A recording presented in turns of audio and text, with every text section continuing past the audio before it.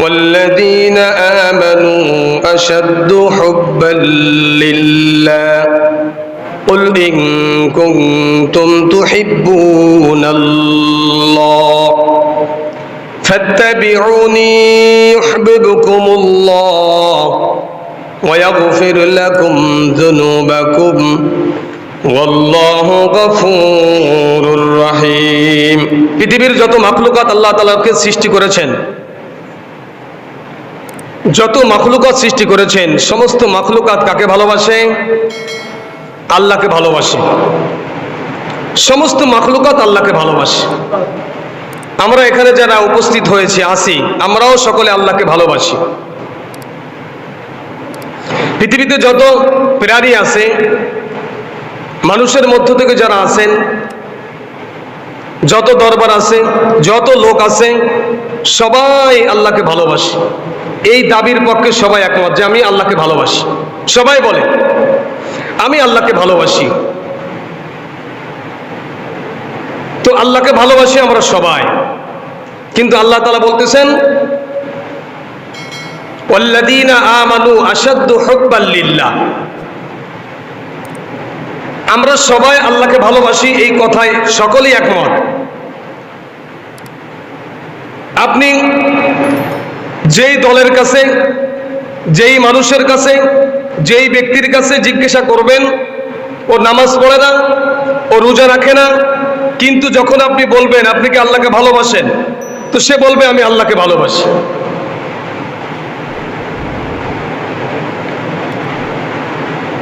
তো আল্লাহকে ভালোবাসে না এমন কেউ দুনিয়ার ভিতরে নাই। কেউ অস্বীকার করবে না যে আমি আল্লাহকে ভালোবাসি। হিন্দুকে জিজ্ঞাসা করে, সেও আল্লাহকে ভালোবাসে, তার খোদাকে সে ভালোবাসে। হয়তো আমরা আল্লাহ বলি, তারা অন্যটা শব্দ ব্যবহার করে। তো আল্লাহকে আমরা সকলেই ভালোবাসি, কিন্তু আল্লাহ বলতেছেন না,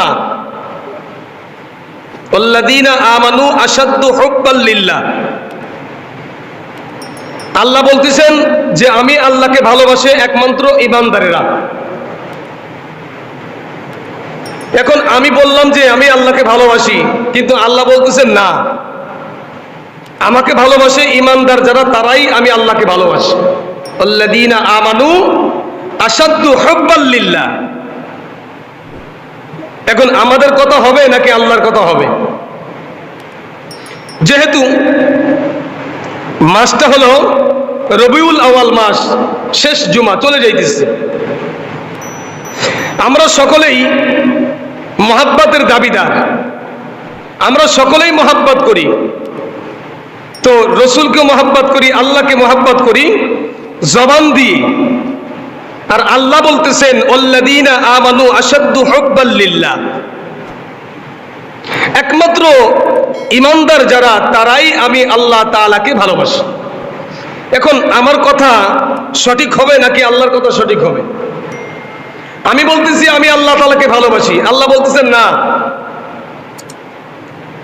আমাকে ভালোবাসে ঈমানদার যারা, তারাই। এখন আমি কি ঈমানদার কিনা এটা আল্লাহ যাচাই করতে হবে। আমি বললাম যে আমি আল্লাহকে ভালোবাসি, কিন্তু আল্লাহ বলতেছেন আমাকে ভালোবাসে ঈমানদারেরা। তো আমার ভিতরে ঈমান আছে কিনা, আমি ঈমানদার কিনা, এটা একটু পরীক্ষা করতে হবে। আর আল্লাহকে ভালোবাসা পদ্ধতি এটা আল্লাহ তাআলা শিখাই দিয়েছেন। আমার কথায়, আমার দলের কথায়, আমার কোনো পীরের কথায়, আমার বাবার কথায় হবে না। আমার বাবা যেভাবে বললো আল্লাহকে মহাব্বত করতে, আমি ওইভাবে মহাব্বত করবো, এটা হবে না। আমার বংশের লোকেরা বললো এইভাবে আল্লাহকে ভালোবাসো, ওইভাবে আল্লাহকে ভালোবাসা হবে না। আমার দলের লোক বলতেছে এইভাবে ভালোবাসো আল্লাহকে, আল্লাহ বলতেছেন না, আমি আল্লাহকে ভালোবাসতে হলে আমার নিয়মের ভিতরে থেকেই আল্লাহকে ভালোবাসতে হবে। এখন আল্লাহ তাআলা সূরাতুল ইমরানের ভিতরে আল্লাহ তাআলা বলেন কুল ইন কুনতুম তুহিব্বুনাল্লাহ ফাত্তাবিউনি ইউহিব্বুকুমুল্লাহ ওয়া ইয়াগফির লাকুম যুনুবাকুম ওয়াল্লাহু গফুরুর রহিম। হে নবী, আপনি সমস্ত উম্মতদেরকে জানিয়ে দিন, কুল ইন কুনতুম তুহিব্বুনাল্লাহ, কেউ যদি আমি আল্লাহ তাআলার মুহাব্বত পেতে চাই, আমি আল্লাহকে ভালোবাসতে চাই, ফাত্তাবিউনি, ফাত্তাবিউনি, সে যেন আমার রাসূলের ইত্তেবা করে। ওখানে আল্লাহ তাআলা বলছেন ওয়াল্লাযীনা আমানু আশাদ্দু হুব্বাল লিল্লাহ, আমি আল্লাহ তাআলাকে বেশি মুহাব্বত করে ভালোবাসি ঈমানদারেরা। আর এখানে ওই ভালোবাসাটা কিভাবে করতে হবে? আমার নিজের ইচ্ছাই ভালোবাসলে হবে না। আমি সারা দিন মুখ দিয়ে বলবো আমি আল্লাহকে ভালোবাসি, আল্লাহকে ভালোবাসি, এই ভালোবাসা ভালোবাসা নয়। আল্লাহ বলতেছেন আমাকে ভালোবাসার পদ্ধতি হলো, কেউ যদি আমি আল্লাহর ভালোবাসা পেতে চাই, আমি আল্লাহ তাআলাকে মুহাব্বত করতে চাই, কেউ যদি চাই আমি আল্লাহ তাআলা তাকে ভালোবাসি, ফাত্তাবিউনি, ফাত্তাবিউনি, আমার রাসূলের ইত্তেবা করো। এখন প্রশ্ন হলো, ওখানে মুহাব্বতের কথা আসছে আল্লাহর সঙ্গে, ইত্তেবা কেন রাসূলের হবে? প্রশ্ন আসে না? আমরা মুহাব্বত করব আল্লাহকে, এখানে ইত্তেবায়ে রাসূল কেন আসবে? এটা প্রশ্ন, যে মুহাব্বত করব আল্লাহকে। আল্লাহ বলতেছেন ওয়াল্লাযীনা আমানু আশাদ্দু হুব্বাল লিল্লাহ, আমি আল্লাহ তাআলাকে বেশি মুহাব্বত করে ঈমানদারেরা, তো আমার সম্পর্ক হবে, আমার ভালোবাসাটা হবে আল্লাহর সঙ্গে, তো ইত্তেবায়ে রাসূল হবে কেন?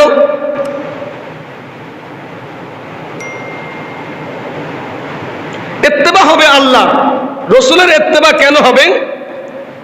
মুফাসসিরিনরা লিখেছেন পৃথিবীর শুরু থেকে পর্যন্ত যত মানুষ দুনিয়ার ভিতরে আসছে, নবী রাসূল,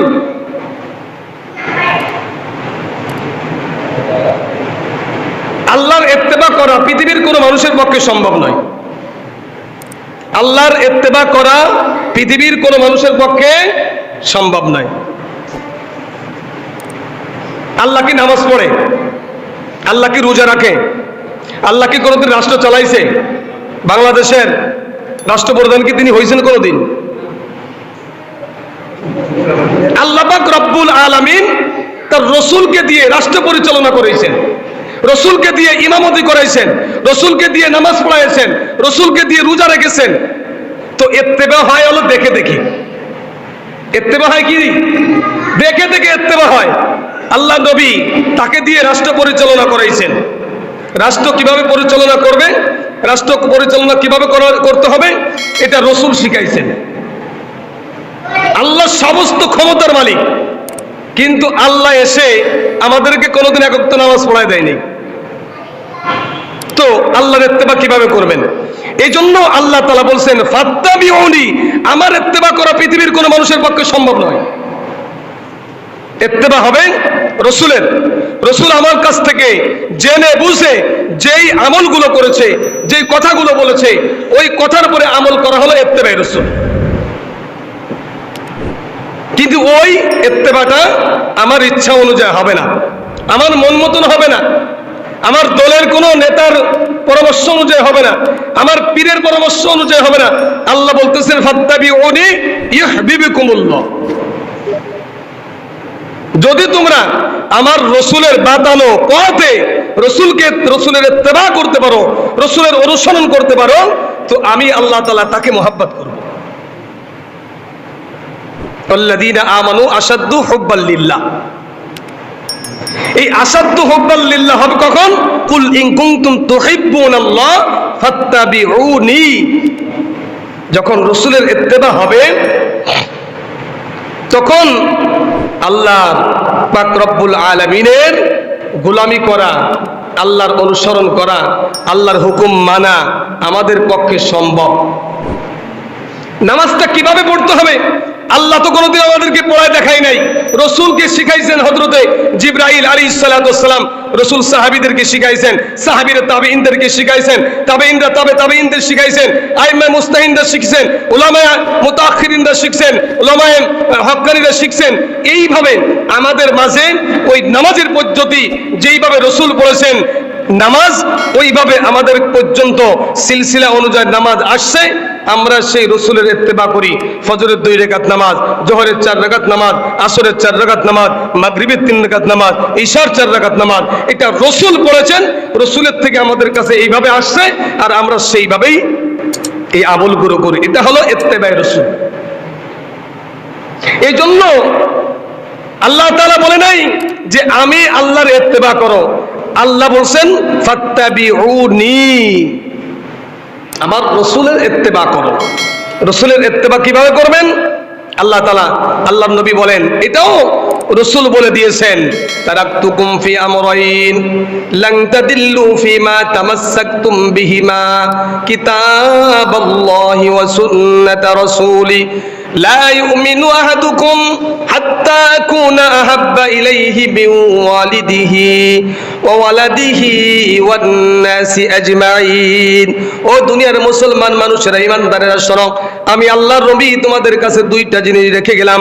একটা হলো আল্লাহ পাক রব্বুল আলামিনের কোরআন, আর একটা হলো আমি রাসূলের সুন্নাত। লা ইউমিনু আহাদুকুম হাত্তা আকুনা আহাব্বা ইলাইহি মিন ওয়ালিদিহি ওয়া ওয়ালাদিহি ওয়ান নাসি আজমাইন। তোমরা ওই পর্যন্ত পরিপূর্ণ মুসলমান ইমানদার হতে পারবে না যতদিন পর্যন্ত আমি রাসূলকে তোমরা তোমাদের জানের থেকে, তোমাদের মালের থেকে, তোমাদের সন্তান আদি থেকে, দুনিয়ার সমস্ত জিনিস থেকে আমি রাসূলকে বেশি মহব্বত করতে না পারবে। পদ্ধতি কিভাবে মহব্বত করা লাগবে, কিভাবে ইত্তেবা রাসূল করতে হবে, কিভাবে ইত্তেবা করতে হবে, রাসূল সাল্লাল্লাহু আলাইহি ওয়াসাল্লাম সাহাবীদেরকে ওইভাবে ট্রেনিং দিয়ে গেছে।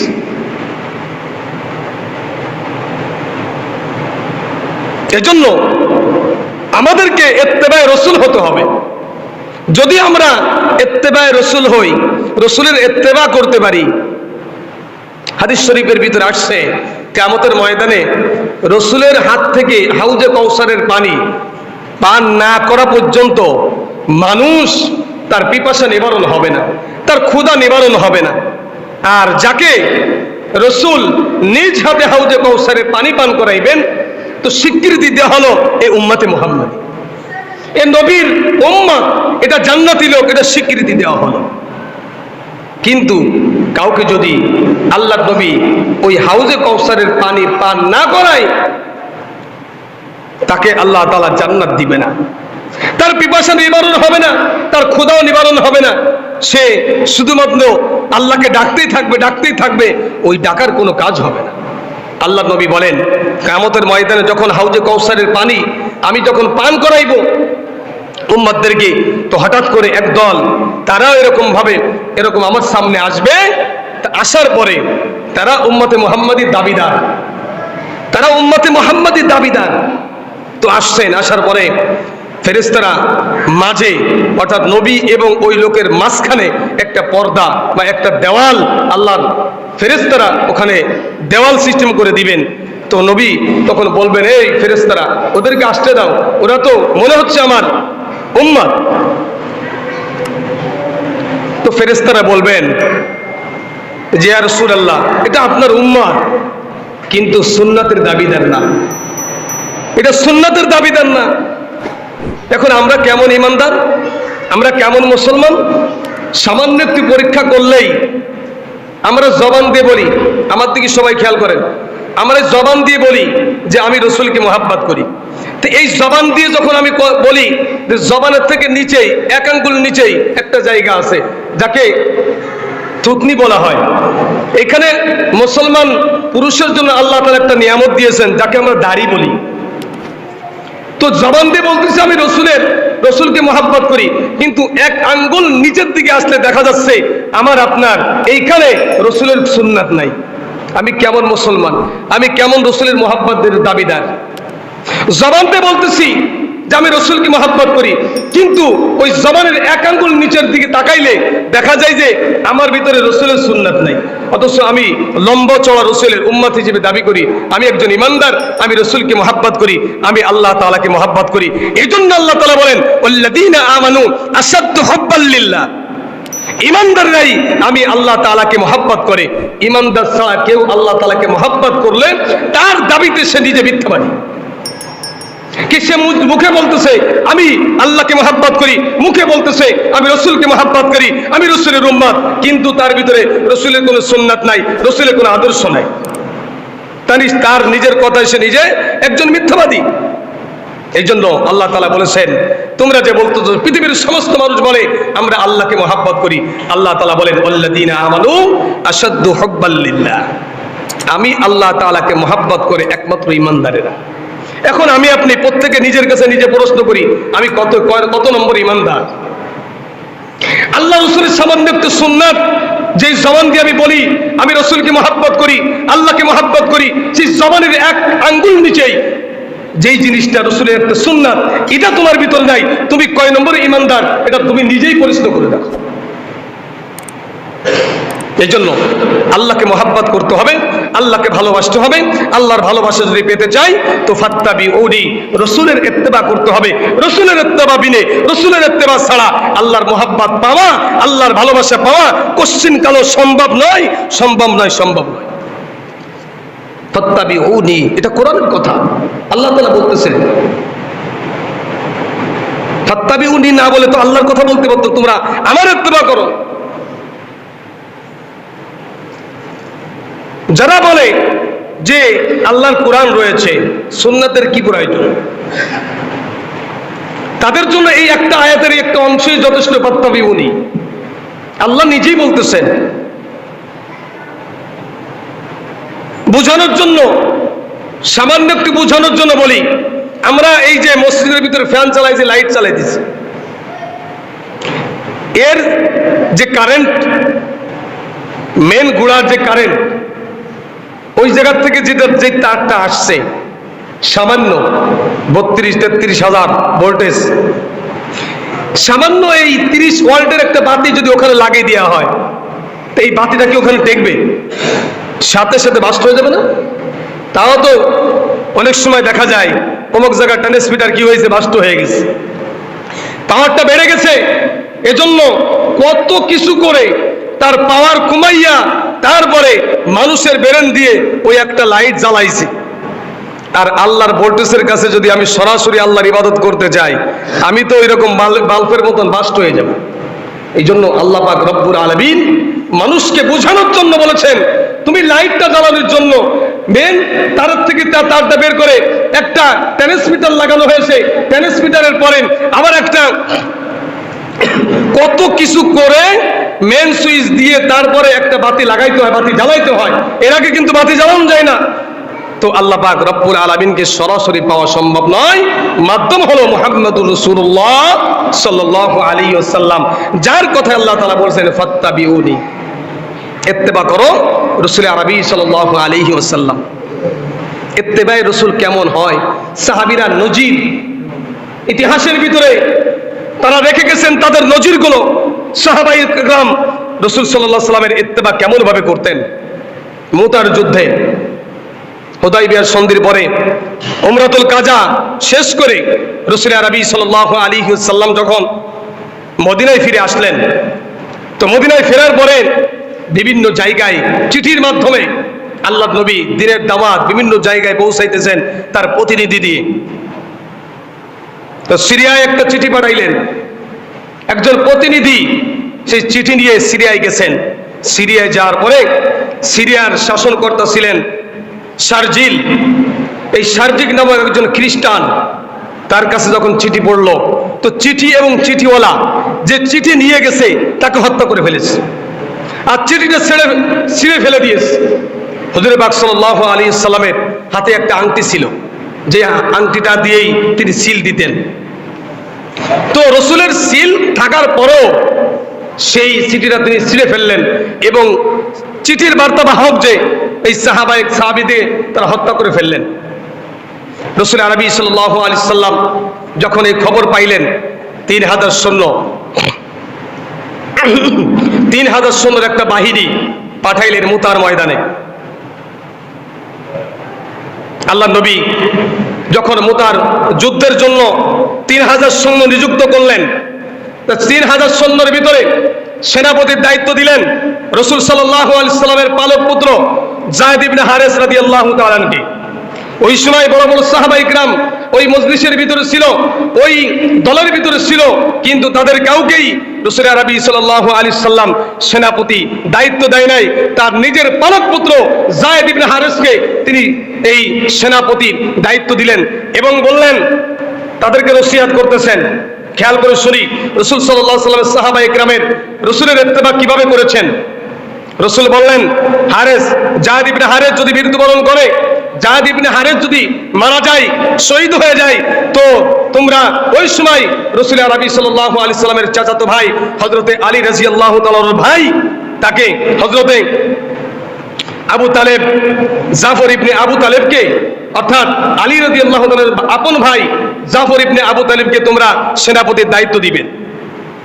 জাফর ইবনে আবু তালেব যদি মারা যায়, আব্দুল্লাহ ইবনে রাওয়াহা তিনি সেনাপতির পদ গ্রহণ করবেন। কি বললেন? প্রথম যায়েদ ইবনে হারেস, তিনি শাহাদাত বরণ করলেন। দ্বিতীয় হবেন রাসূলের চাচাতো ভাই জাফর ইবনে আবু তালেব, তিনি যখন শহীদ হয়ে যাবেন, তো আব্দুল্লাহ ইবনে রাওয়াহা, তো আব্দুল্লাহ ইবনে রাওয়াহার পরে যদি তিনি শহীদ হয়ে যায়, তিনি শাহাদাত বরণ করলে তোমরা চতুর্থ আরেকজন সেনাপতি ওই মজলিস থেকে তোমরা নিযুক্ত করবেন।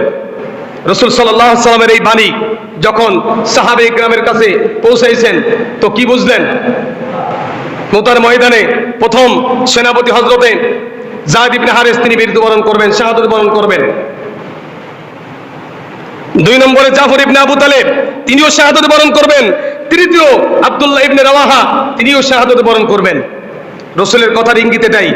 তো সাহাবায়ে কেরামদেরকে যখন জানিয়ে দিলেন যে যুদ্ধের ময়দানে অমুক শাহাদাত বরণ করবে, তো আপনারা, আমরা যারা আছি, আমাদের যে ঈমান, আমাদেরকে যদি বলা হয় অমুক জায়গা গেলে তোমার মৃত্যু নিশ্চিত, আমি যাব ওখানে? কথা বলেন না, যাবো আমরা? আর আমাকে বললো তো আমি যাব না। রাসূলের ইত্তেবা কাকে বলে? কিভাবে রাসূলের ইত্তেবা করেছে সাহাবায়ে কেরাম নজির দেখাই দিয়েছেন। সাহাবীদেরকে বলতেছেন প্রথম সেনাপতি হলো যায়েদ ইবনে হারেস, এই যুদ্ধের ময়দানে দ্বিতীয় সেনাপতি হবে জাফর ইবনে আবু তালেব, তৃতীয় আব্দুল্লাহ ইবনে রাওয়াহা, চতুর্থ তোমরা আরেকজন সেনাপতি নিযুক্ত করবে তোমাদের মধ্য থেকে যাকে পছন্দ হয়। দিনটা ছিল শুক্রবার।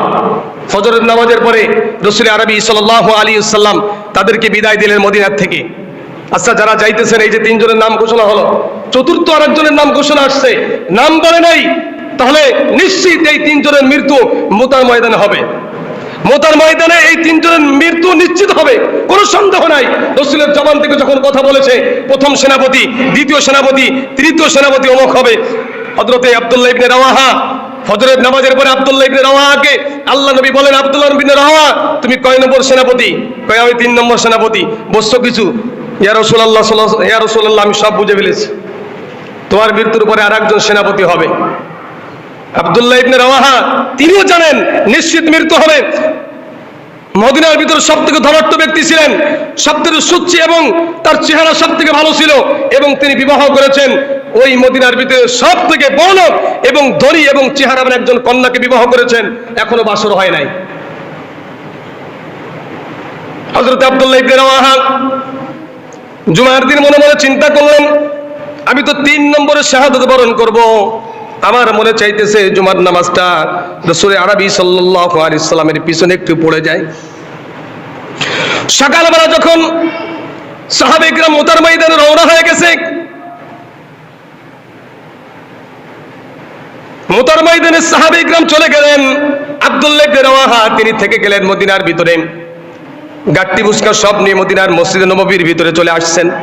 মনে মনে চিন্তা করলেন, আমি তো 3 নম্বরে শাহাদাত বরণ করব, মদিনায় আর কোনোদিন ফিরে আসবো না, রাসূলের পিছনে নামাজ পড়ার সুযোগ আর হবে না। আজকে জুমার দিন, আজকে জুমার নামাজটা রাসূলের পিছনে একটু পড়ে যাই, এই নিয়ত করে হযরত আব্দুল্লাহ ইবনে রাওয়াহা তিনি তার ঘোড়াটাকে মসজিদ নববীর পাশেই বেঁধে রেখে মসজিদ নববীর বারান্দার ভিতরে বসে আছে। জুমার নামাজ শেষ হয়ে গেল, আল্লাহর নবী আব্দুল্লাহ ইবনে রাওয়াহাকে দেখে রাগান্বিত হয়ে গেলেন। আব্দুল্লাহ, তুমি এখনো যাও নাই যুদ্ধের ময়দানে? তারা তো ফজরের নামাজ পড়ে রওনা হয়ে গেছে। আল্লাহর নবী ডাক দেন, আব্দুল্লাহ ইবনে রাওয়াহা, যারা ফজরের নামাজ পড়ে যুদ্ধের ময়দানে চলে গেছে, তাদের থেকে তুমি 500 বছরে পিছনে পড়ে গেলে। 500 বছরে পিছনে পড়ে গেছো, জান্নাতে যাবা তবে 500 বছর পরে। আব্দুল্লাহ ইবনে রাওয়াহা রাসূলের চেহারার দিকে তাকাইলেন, রাগান্বিত অবস্থায় রাসূলের চেহারা লাল হয়ে গেছে। আব্দুল্লাহ ইবনে রাওয়াহা বুঝতে পারলেন আমার থাকাটা রাসূল পছন্দ করলেন না, আমি তো থেকেছি শুধুমাত্র একটু এই আশায়, আজকে জুমার দিন আমি তো 3 নম্বরে শাহাদত বরণ করব। আমি শাহাদত বরণ করব, কোনো নিশ্চিত আমি শাহাদত বরণ করব, আমার কোনো ভুল নাই।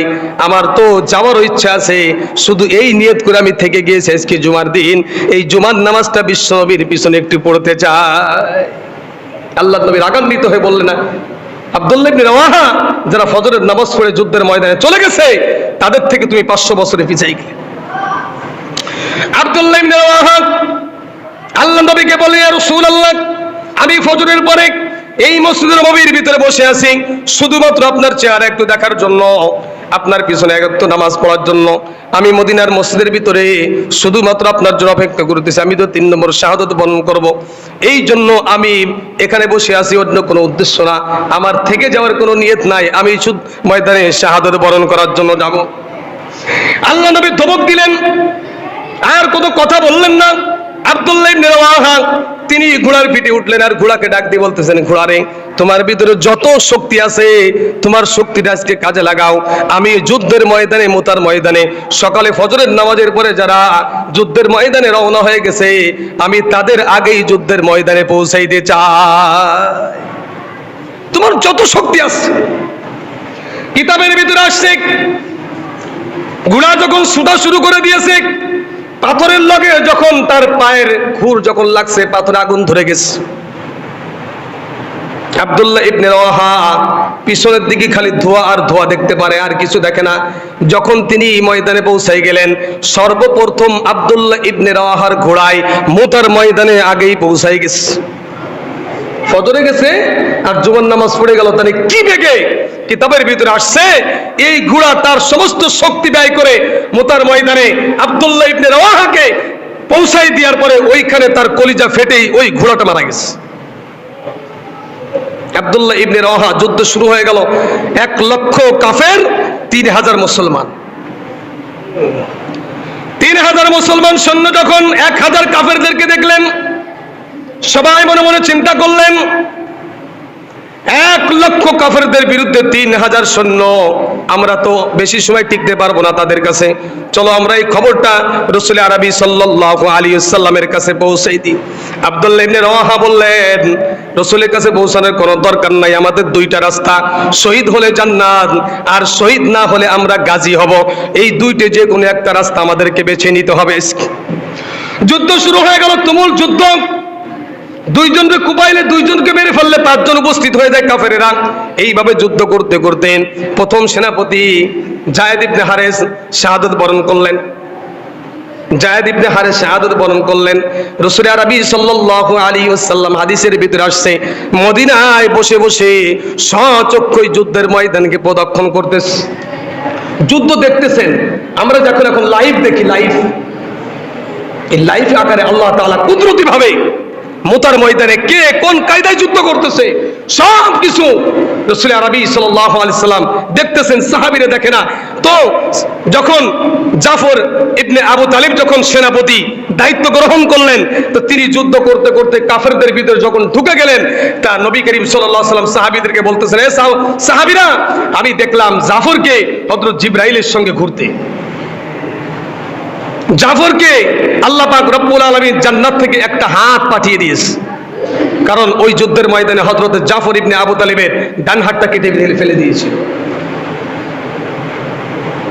রাসূল আরবি সাল্লাল্লাহু আলাইহি ওয়াসাল্লাম আসরের পরে জাফর ইবনে আবু তালিবের বাসায় গেলেন, যায় দেখে তার 2টি ছেলেকে স্ত্রীতে গোসল করাইতেছে। স্ত্রীকে বলতেছেন, বাচ্চা দুটিকে আমার কাছে পাঠাও। তো বাচ্চাটিকে পাঠাইলেন, তা পাঠানোর পরে মাথায় হাত বুলাইতেছে। জাফর ইবনে আবু তালিবের স্ত্রী মনে মনে চিন্তা করলেন, নিশ্চয়ই কোনো সুসংবাদ আছে। স্ত্রী ডাক দিয়ে বলে, ইয়া রাসূলুল্লাহ, কোনো সুসংবাদ আছে? কয়, হ্যাঁ, একটা সুসংবাদ আছে। কিছুক্ষণের মধ্যে জাফর ইবনে আবু তালিব শাহাদাত বরণ করবে এবং তার জন্য ফেরেশতা জিবরাইল আলাইহিস সালাতু ওয়াস সালাম ময়দানে উপস্থিত হয়েছে। এজন্য আল্লাহ তাআলা আমাকে এই মুহূর্তে এতিম সন্তানের মাথায় হাত বোলার জন্য আমাকে আল্লাহ পাক রব্বুল আলামিন নির্দেশ দিয়েছে। তারা রাসূলের ইত্তেবা কিভাবে করেছে? নিশ্চিত জানে এখানে মৃত্যু, নিশ্চিত জানার পরেও তারা পিছপা হয় নাই। জাফর ইবনে আবু তালিব শাহাদাত বরণ করলেন।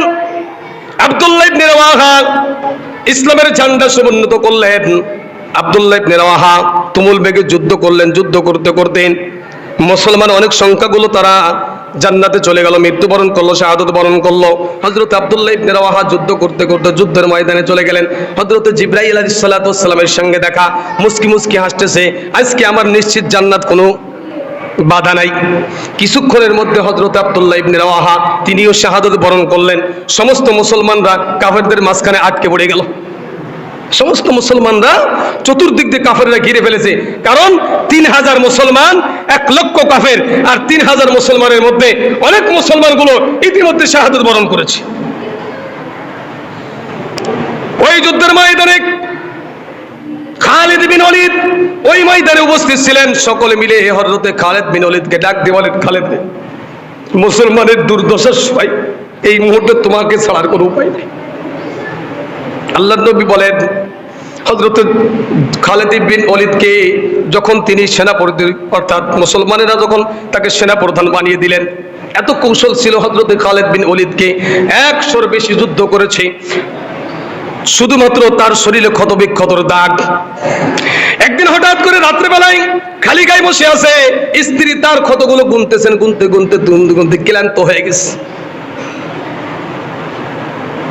গুনতে গুনতে ক্ষতগুলো গুনতে গুনতে ক্লান্ত হয়ে গেছে। স্ত্রী ডাক দিয়ে বলতেছেন, স্বামী আমার এই সমস্ত কিসের দাগ? কয় যুদ্ধের ময়দানে তলোয়ারের দাগ। স্বামী স্ত্রীকে বলতেছেন, স্ত্রী স্বামীকে বলতেছেন। এক পর্যায়ে হযরত খালিদ বিন ওলীদ স্ত্রীকে বলতেছেন, আমার প্রত্যেকটা যুদ্ধে যাওয়ার সময় তামান্না হলো আমি শাহাদাত বরণ করব। মুতার ময়দানে হযরত খালিদ বিন ওলীদকে যখন সেনাপতি বানাই দিয়ে দিলেন, সমস্ত মানুষেরা মুসলমানেরা যখন সেনাপতি বানাই দিলেন, তিনি কৌশলভাবে এমনভাবে তীর চালাইলেন, এমনভাবে ছুরি চালাইলেন, অল্পক্ষণের ভিতরে কাফেরেরা ভাগতে ওই ময়দান থেকে ভেগে যেতে বাধ্য হয়ে গেল। মুসলমানদেরকে একত্রিত করলেন, এক জায়গায় নিরাপদ স্থানে ফেললেন। ওই ময়দানে, মুতার ময়দানে মুসলমানরা বিজয় হলো। হযরতে খালিদ বিন ওলীদকে ওলীদ একদিন স্ত্রীকে বলতেছেন, স্ত্রী রে, আমার মনের তামান্না হলো প্রত্যেকটা যুদ্ধে যাওয়ার সময় আমি তামান্না করি, আমার আশা আকাঙ্ক্ষা থাকে আমি যুদ্ধের ময়দানে যাতে শাহাদাত বরণ করি, কিন্তু আল্লাহ পাক রব্বুল আলামিন আমার শরীরকে ক্ষতবিক্ষত করে, কিন্তু আমি শাহাদাত বরণ করি না। এই একটা আশা আমার জীবনে কখনো আর পূরণ হয় নাই। স্ত্রী তো সেরকম মহিলা, তিনি বলতেছেন, মুতার ময়দান থেকে ফিরে আসার পরে আল্লাহর নবী আপনাকে কি উপাধি দিয়েছিলেন? সাইফুল্লাহ, আল্লাহর তলোয়ার। আর আল্লাহর তলোয়ার যদি ভেঙে যায় দুনিয়াতে থাকবে? আল্লাহর তলোয়ার যদি ভেঙে যায় দুনিয়াতে থাকবে? রাসূল সাল্লাল্লাহু আলাইহি ওয়াসাল্লামের মৃত্যুর পরেও হযরত খালিদ বিন ওলীদ যত যুদ্ধে গেছে, প্রত্যেকটা যুদ্ধে যাওয়ার আগে আল্লাহর কাছে দোয়া করেছে, আল্লাহ তুমি আমাকে শাহাদাতের মৃত্যু দিও। কিন্তু আল্লাহ পাক রব্বুল আলামিনের হাবিব মুতার ময়দান থেকে যখন মুসলমানদের জয় ছিনিয়ে আনলেন, তখন আল্লাহ নবী তাকে সাইফুল্লাহ, আল্লাহর সাইফুল্লাহ মানে আল্লাহর তলোয়ার হিসেবে ঘোষণা দিলেন, তার উপাধি দিলেন সাইফুল্লাহ। তো স্ত্রীকে যখন এই কথা বললেন, আমার প্রত্যেকটা যুদ্ধে যাওয়ার সময় আমার এই তামান্না হলো যুদ্ধের ময়দানে আমি শাহাদাত বরণ করব, কারণ যুদ্ধের ময়দানে যে ব্যক্তি শাহাদাত বরণ করবে আল্লাহ তাআলা বিনা হিসেবে কোনো হিসাব নাই, ওই অবস্থায় আল্লাহ তাআলা তাকে, আল্লাহ পাক রব্বুল আলামিন জান্নাত দান করে দিবেন। আমার প্রত্যেকটা যুদ্ধে যাওয়ার আগে একটাই তামান্না, আমি প্রত্যেকটা যুদ্ধে যাওয়ার আগে আল্লাহর কাছে দোয়া করি, আল্লাহ তুমি আমাকে শাহাদাতের মৃত্যু দিও। কিন্তু আজও পর্যন্ত একটা যুদ্ধ আমি মৃত্যুবরণ করলাম না, এটা আমার মনে হয় দুর্ভাগ্য। এই কথা স্ত্রীকে বলতেছেন হযরত খালিদ বিন ওলীদ। স্ত্রী বলতেছেন, আচ্ছা আপনাকে আল্লাহর নবী কি উপাধি দিয়েছিলেন? কয় সাইফুল্লাহ। কয় সাইফুল্লাহ মানে কি? কয় আল্লাহর তলোয়ার। আচ্ছা আল্লাহর তলোয়ার কি কোনদিন ভাঙে? স্ত্রী স্বামীকে বলতেছেন, আল্লাহর তলোয়ার কি কোনদিন ভাঙে? এই জন্য আল্লাহ তাআলা আল্লাহর তলোয়ারকে আল্লাহ পাক রব্বুল আলামিন এখনো পর্যন্ত হেফাজত করে রেখেছে। তো আল্লাহ তাআলা বলতেছেন, ফাত্তাবিউনি, আমি বলেছি এটাই করতে হবে, এটাই হলো রাসূলের ইত্তেবা, এটাই করতে হবে। সাহাবায়ে কিরাম এই নমুনা নিশ্চিত মৃত্যু জানার পরে নতুন বিবাহ করেছে হযরতে আব্দুল্লাহ ইবনে রাওয়াহা, এখনো পর্যন্ত স্ত্রীর সঙ্গে বাসর হয় নাই। আর মদিনার ভিতরে সবথেকে সুন্দরী মেয়েকে বিবাহ করেছে, সবথেকে ধনী ব্যক্তি, এক বাপের এক পোলা ছিল হযরতে আব্দুল্লাহ ইবনে রাওয়াহা, পিছন ফিরে নাই, একমাত্র আল্লাহর রাসূলের আদেশ পালন করার জন্য তিনি যুদ্ধের ময়দানে গেলে মৃত্যু হবে নিশ্চিত জানার পরেও তারা কি পিছপা হয়েছে? তারা ছিল ইত্তেবায়ে রাসূল। এই জন্য আল্লাহ তাআলা বলেন ওয়াল্লাযীনা আমানু আশাদ্দু হুব্বাল লিল্লাহ। আমি বললে হবে না আমি আল্লাহকে ভালোবাসি, আমি বললে হবে না আমি রাসূলকে ভালোবাসি, আমি বললে হবে না আমি আল্লাহকে ভালোবাসি, কোরআনকে ভালোবাসি, আমার নেতা বললে হবে না, আমার দল বললে হবে না, আমার পীর বললে হবে না। আল্লাহ যদি বলে, আল্লাহ বলতেছেন ওয়াল্লাযীনা আমানু আশাদ্দু হুব্বাল লিল্লাহ। আল্লাহকে মহব্বত করতে চাও, আল্লাহর ভালোবাসা পেতে চাও, ঈমান অবস্থায়, ঈমান ছাড়া আল্লাহর মহব্বত যে বলবে আমি ঈমানদার না, আমি আল্লাহর হুকুম মানি না, আমি নামাজ পড়ি না, আমি রোজা রাখি না, রাসূলের ইত্তেবা করি না, কিন্তু আমি আল্লাহকে মহব্বত করি, ওর নিজের কথায় নিজে একজন মিথ্যাবাদী। এজন্য ইত্তেবায়ে রাসূল, আল্লাহ রাসূলের ইত্তেবা করা লাগবে। সাহাবায়ে কেরাম ইত্তেবা করে তারা দেখাই দিয়েছে কিভাবে রাসূলের ইত্তেবা করা লাগবে। এখন তো আমাদের ওই যুদ্ধ নাই, মুতার ময়দানে আমাদের যাওয়া লাগবে না, আমাদেরকে ঘোষণা করা হচ্ছে না যাও ওখানে যুদ্ধ করতে কাফেরদের বিরুদ্ধে, এখন যুদ্ধের ময়দানে যাওয়া লাগবে না।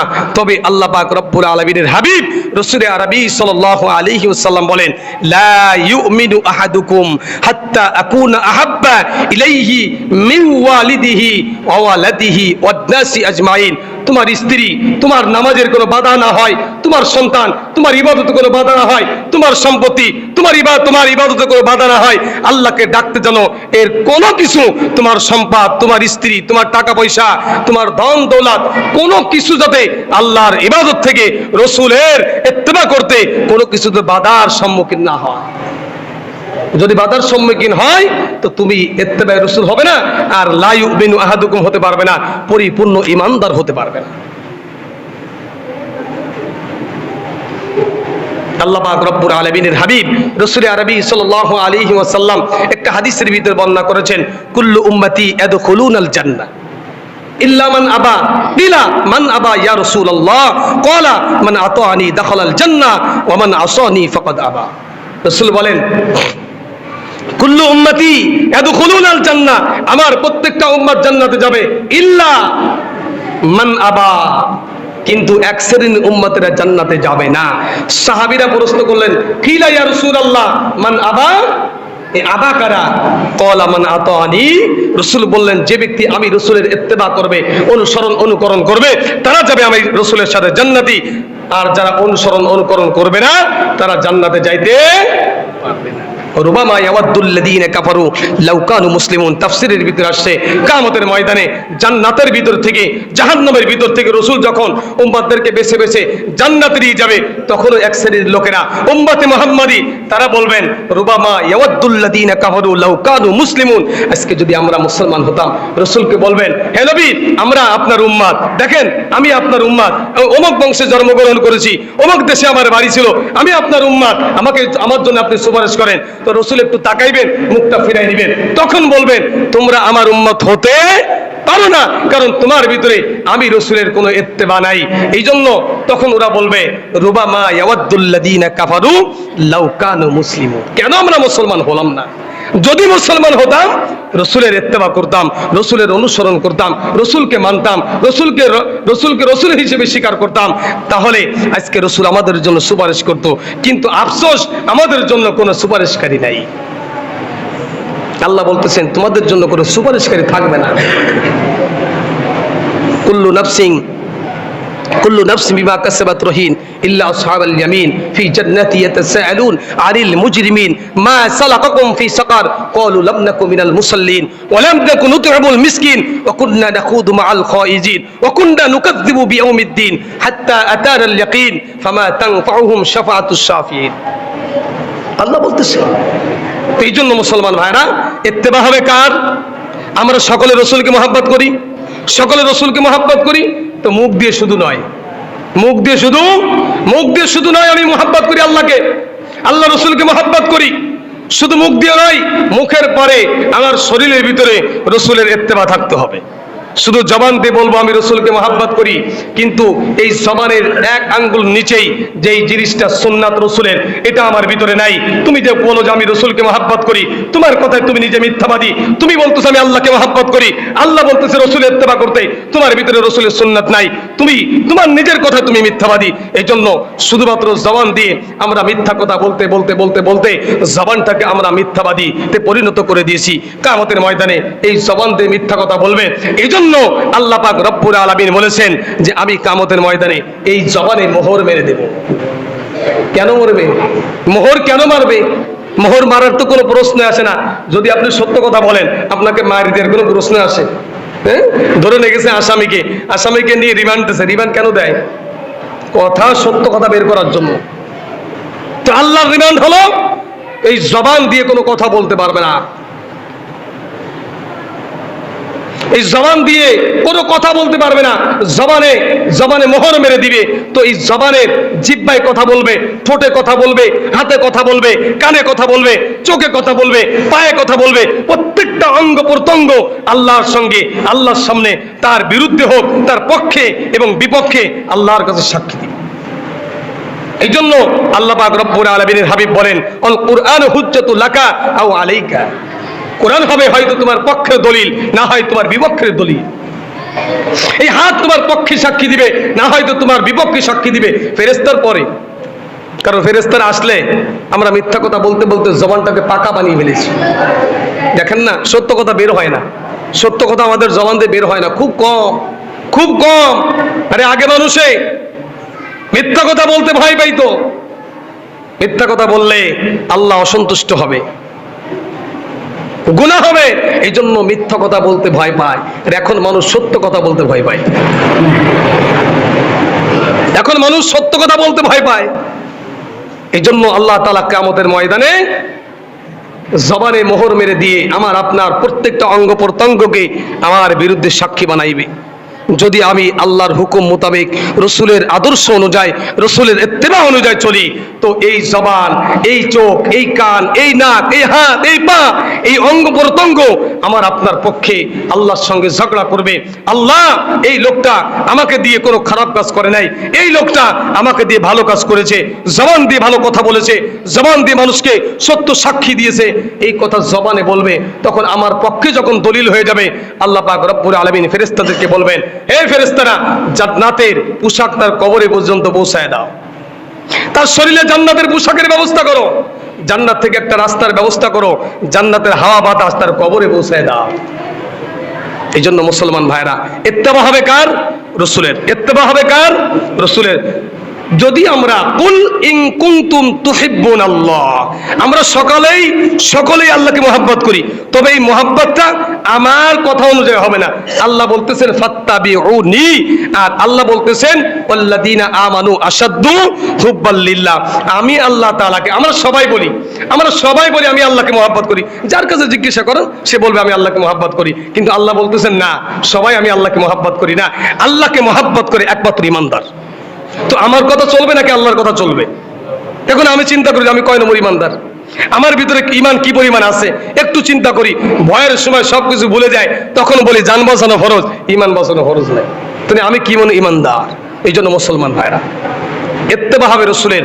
আল্লাহর ভালোবাসা যদি পেতে চাই, আল্লাহর মুহাব্বত যদি পেতে চাই, তো আমরা আল্লাহ পাক রব্বুল আলামিনের রোজ কথা অনুযায়ী ফাত্তাবিউনি, রসুলের ইত্তেবা করবো তো ইনশাআল্লাহ, রসুলের ইত্তেবা করবো তো ইনশাআল্লাহ। আল্লাহ তাআলা আমাদের সকলকে রসুলের ইত্তেবা করার তৌফিক দান